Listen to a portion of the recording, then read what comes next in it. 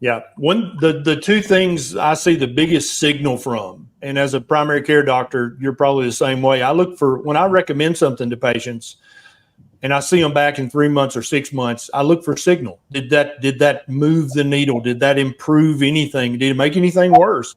And in my decades of prescribing lots of pharmaceuticals, I saw the needle move very little signal.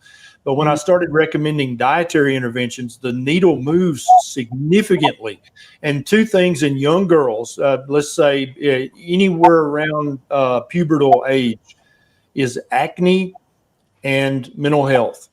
It's just the signal to noise ratio is huge in young girls who have severe acne or who really have trouble with anxiety, depression, or other mental health issues.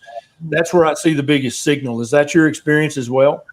Absolutely. Absolutely. I mean, if you're talking about acne, it's obviously a hormone imbalance. You're making more androgen hormones than you are the other. They're all supposed to be balanced. So if you're not eating the fat, and you may have a thyroid condition, possibly, you're not having enough iodine, definitely, you wouldn't be able to properly synthesize the quantity of each of those hormones that you need. And those hormones aren't, I don't call them sex steroids. I just call them steroids. They're not, estrogen isn't associated with being a female, just as testosterone isn't associated with being a male. We have receptors all over our body looking for those hormones, different quantities, and our body knows how to synthesize them at the rate we need for when we need it. Yeah, both men and women make testosterone and estrogen. Both men and women have testosterone receptors and insulin receptors, and they're usually very widespread throughout the body.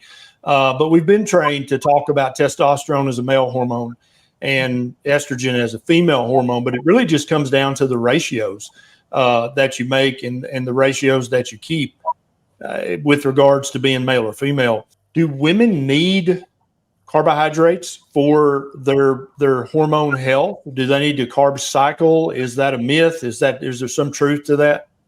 No, there's absolutely no truth to that. Absolutely no truth to that. There's no nutritional value in carbohydrates. Everything that we need is everything that we humans evolved to consume comes from animals.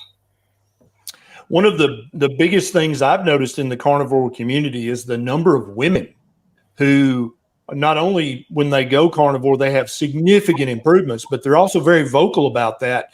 And it seems like that directly goes against kind of the mainstream genre of, the smiling woman eating a salad. But the female carnivores, nobody's surprised if a man eats a carnivore diet. It's like, yeah, you're a stupid man. You're going to eat meat, of course. But when women say, I eat only fatty meat, that seems to fly in the face of a lot of popular convention. Well, it is part of their feminine identity because they need it, but this all started in the 1800s. Women were associated with salads, you could say, vegetable, and meat was sexualized. Eating meat was sexualized. So the Victorians did not want women to, this is with the whole Kellogg thing and this thing. So the idea of, oh my God, women eating meat would make them think carnal thoughts, which actually, besides the fact that obviously it's just silly, that is basically the time that women as in Western society were told and instructed by doctors not to eat meat. Yep. Now, unfortunately, women also get less meat in all societies because of the man has to go out and work. The women are home with 7 kids, building houses and working on the farm, but the men are supposedly doing the heavy lifting. Now, women always, in all societies, get less meat. So I think our society just turned that into philosophy to actually just have women get less meat, even though we need it. We need it desperately.